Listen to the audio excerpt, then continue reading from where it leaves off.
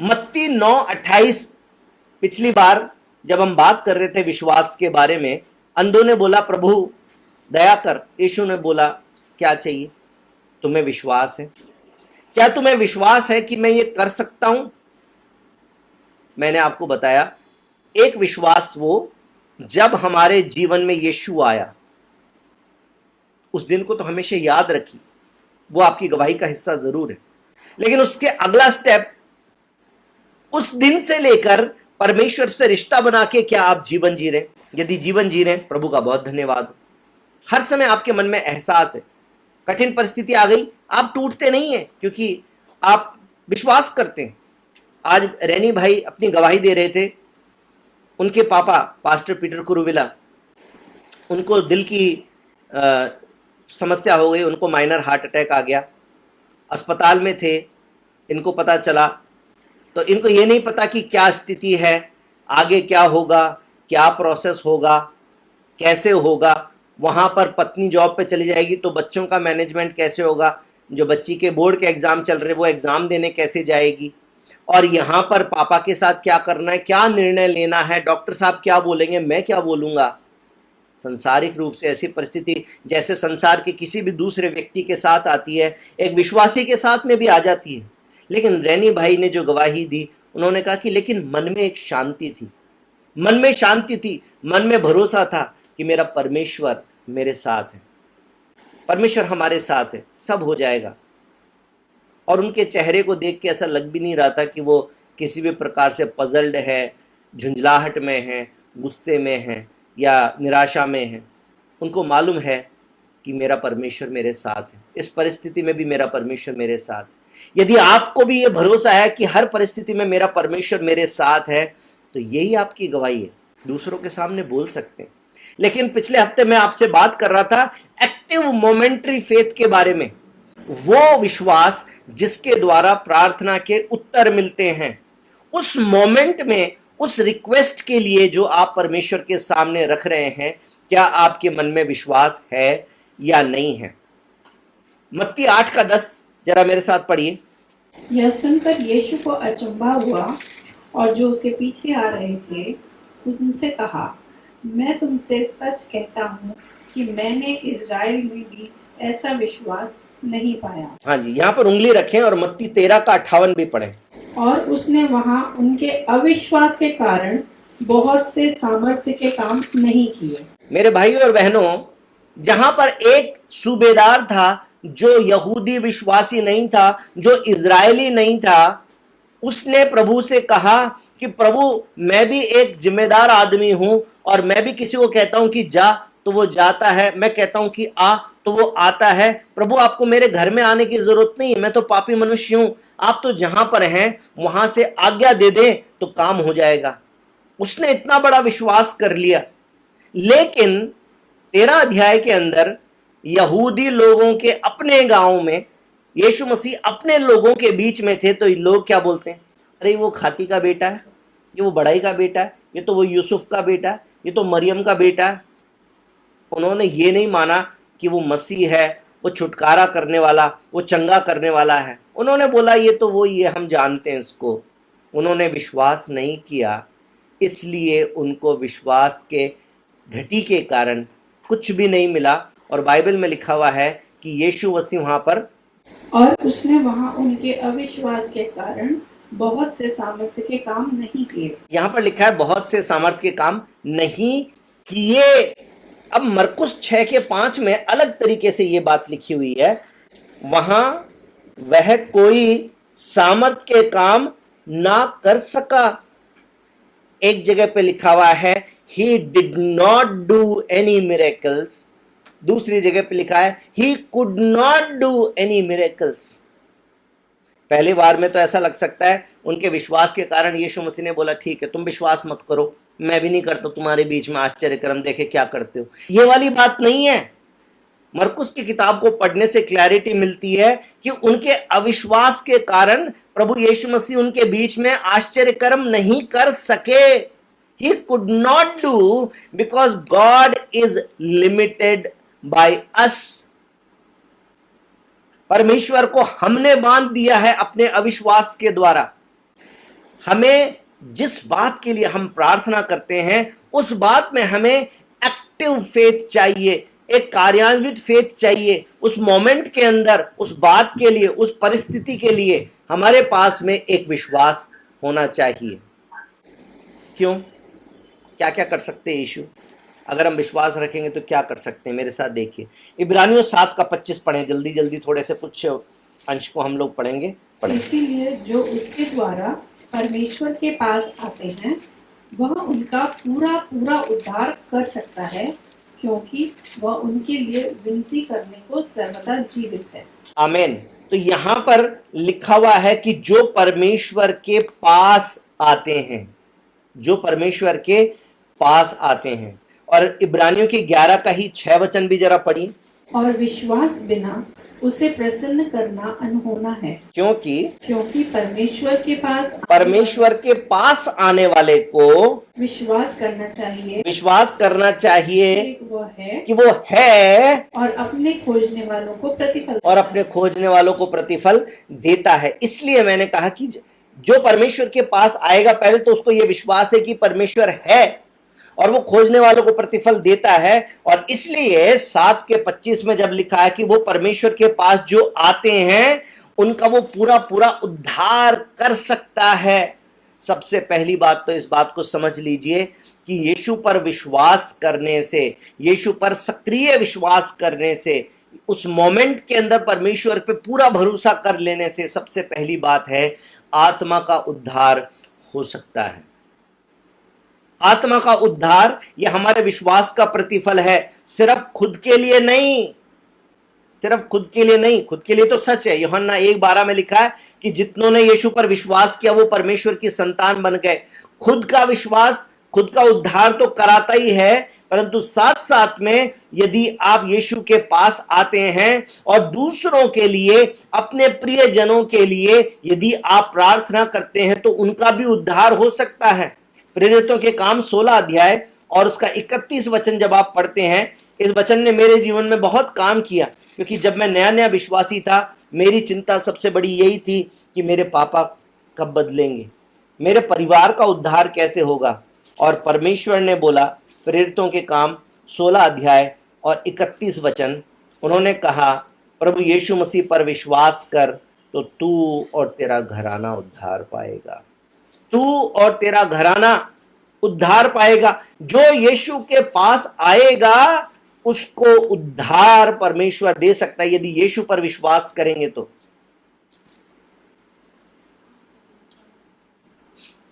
ज्ञान इकट्ठा करना है तो दुनिया में ज्ञान की कमी नहीं है, ज्ञान बहुत है।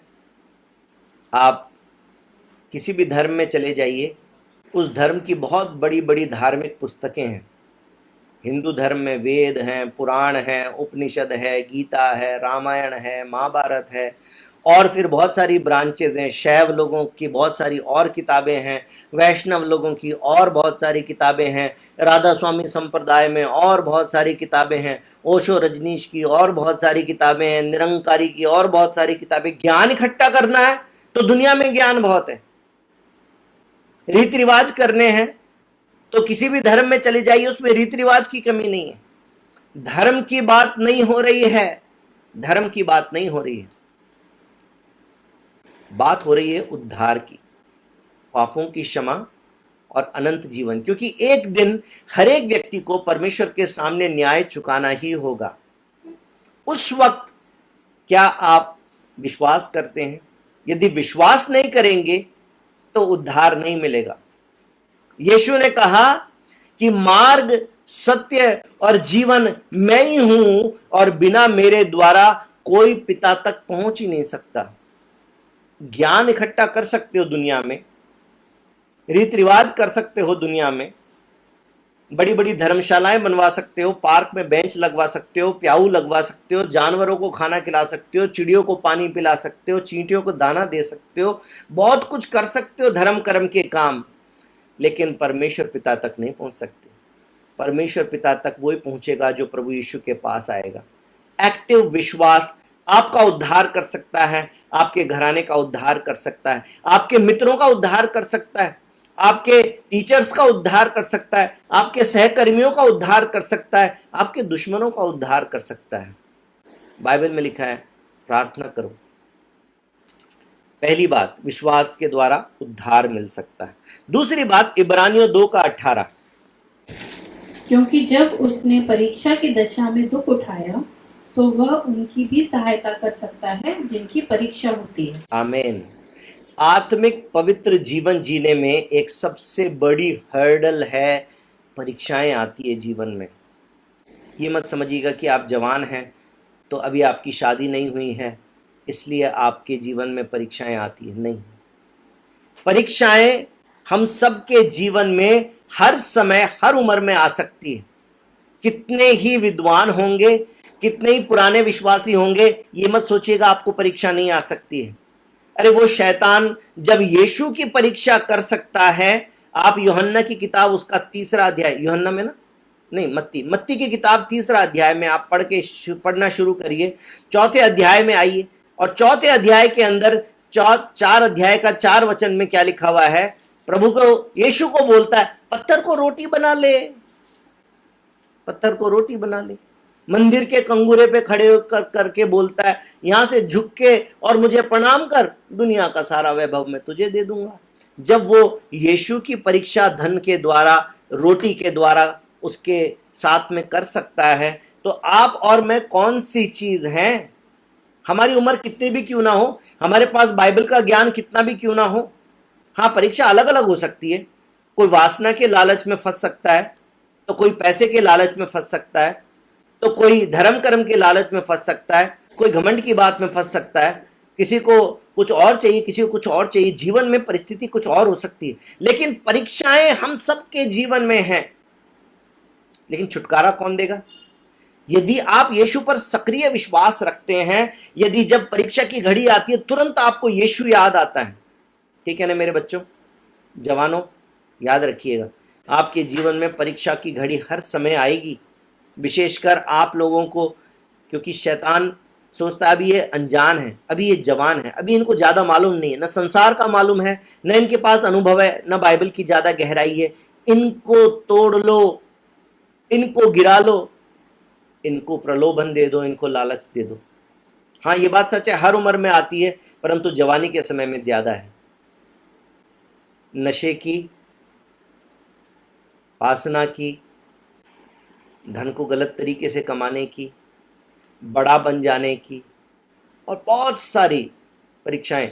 लेकिन परमेश्वर का धन्यवाद हो कि यीशु मसीह कोई ऐसा परमेश्वर नहीं है जो हजारों किलोमीटर दूर बैठा हुआ है और वहां से देखकर और टैक्टिक करने में लगा हुआ। गलत किया, लगाओ इसको, सही किया, चलो ठीक है, इसको नंबर दे दो। गलत किया, एक बार फिर से टिक लगाओ, इसके देखो कितने बनते, फिर बाद में इसको सजा देंगे। परमेश्वर ऐसा नहीं है। परमेश्वर प्रभु यीशु मसीह आपके मेरे पापों के लिए संसार में आ गया, हमारे कष्टों को उसने उठाया, हमारे जैसा बन गया। इसलिए लिखा हुआ है क्योंकि जब उसने परीक्षा की दशा में दुख उठाया तो वे उनकी भी सहायता कर सकता है जिनकी परीक्षा होती है। Have an active faith in that moment of temptation and Jesus will redeem you.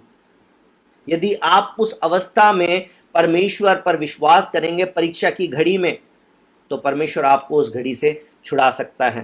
तीसरा, 2 कुरिन्थियों 9:8 पढ़ें।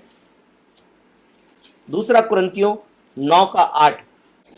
परमेश्वर सब प्रकार का अनुग्रह तुम्हें बहुतायत से दे सकता है, जिससे हर बात में और हर समय सब कुछ जो तुम्हें आवश्यक हो तुम्हारे पास रहे और हर एक भले काम के लिए तुम्हारे पास बहुत कुछ हो। इफिसियों 3:20 भी पढ़िए जरा साथ में, इन दोनों वचनों को एक साथ पढ़ के और थोड़ा सा मनन करके क्लोज करेंगे। इफिसियों 3:20। अब जो ऐसा सामर्थ्य है कि हमारी विनती और समझ से कहीं अधिक काम कर सकता है, उस सामर्थ्य के अनुसार जो हम में कार्य करता है। कलीसिया में और मसीह यीशु में उसकी महिमा पीढ़ी से पीढ़ी तक युगानुयुग होती रहे, आमीन। मैंने 2 वचनों को साथ क्यों पढ़ाया? क्योंकि एक तो टाइम कम है, दूसरी बात 2 कुरिन्थियों 9 और उसके 8 में क्या लिखा हुआ था कि वो ऐसा परमेश्वर है, यदि आप उस पर सक्रिय विश्वास करते हैं तो परमेश्वर सब प्रकार का अनुग्रह दे सकता है। यानी ऐसी कोई जीवन की परिस्थिति नहीं है जिसमें परमेश्वर आपको अनुग्रह ना दे। उसका अनुग्रह आपके लिए अवेलेबल है, क्योंकि यीशु ने पौलुस को बोला था, पौलुस बोलता है कि प्रभु कि मेरी ये व्याधि दूर हो जाए, मेरी ये व्याधि दूर हो जाए। पता नहीं वो शारीरिक व्याधि थी, आत्मिक थी, आदत थी, परीक्षा थी, क्या थी, लेकिन परमेश्वर से प्रार्थना करता है। परमेश्वर उसको छुटकारा नहीं देते, लेकिन परमेश्वर कहता है मेरा अनुग्रह तेरे लिए काफी है। आज मैं आपसे कहना चाहता हूं, परमेश्वर का अनुग्रह आपके लिए काफी है। कुछ भी क्यों ना हो, आपकी जीवन की परिस्थिति कोई भी क्यों ना हो, क्या लिखा है, हर बात में, किसी किसी बात में नहीं, हर बात में, हर समय, कभी कभी नहीं, हर समय, सब कुछ, सब कुछ, हर एक वो चीज जिसके लिए आप परमेश्वर से प्रार्थना करते, सब कुछ जो तुम्हें आवश्यक हो, ओहो ये परमेश्वर ने बोल दिया, आवश्यक हो। ये जरूरी नहीं कि आपकी लग्जरी को परमेश्वर जरूर पूरा करे, लेकिन हर एक वो चीज जो आपकी आवश्यकता है उसको परमेश्वर आपके लिए उपलब्ध कराएगा। परमेश्वर कहता तुम्हारे पास रहे और हर एक भले काम के लिए तुम्हारे पास बहुत कुछ हो। ऐसा परमेश्वर है। ये तीन चीजें मैंने क्यों बोली, क्योंकि उद्धार जरूरी है, उद्धार जरूरी है। उद्धार के बिना सब बेकार है। बाइबल में लिखा है तो मनुष्य सारे संसार को प्राप्त कर ले, आत्मा को खो दे तो क्या लाभ।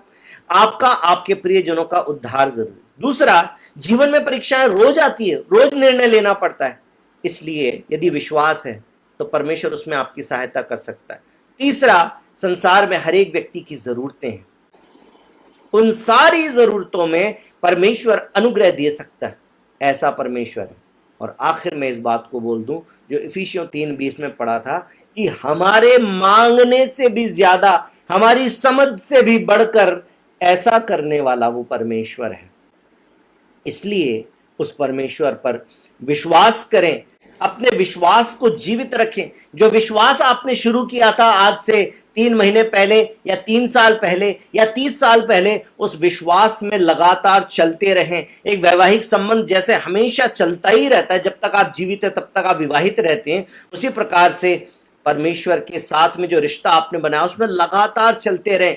आप आज घर में हैं, जैसे बच्चों में प्रांजल को बोल रहा था, बेटा आज आप हमारे साथ में हो, लेकिन हो सकता है साल 2 साल में आप पढ़ने के लिए कहीं चले जाओगे। हर समय हम आपको गाइड करने के लिए नहीं होंगे, हर समय हम आपको सही गलत बताने के लिए नहीं होंगे, लेकिन परमेश्वर हमेशा आपके साथ रहेगा। उस परमेश्वर को अपने हमेशा साथ रखना, ये मैं आप सबको भी कहना चाहता हूं।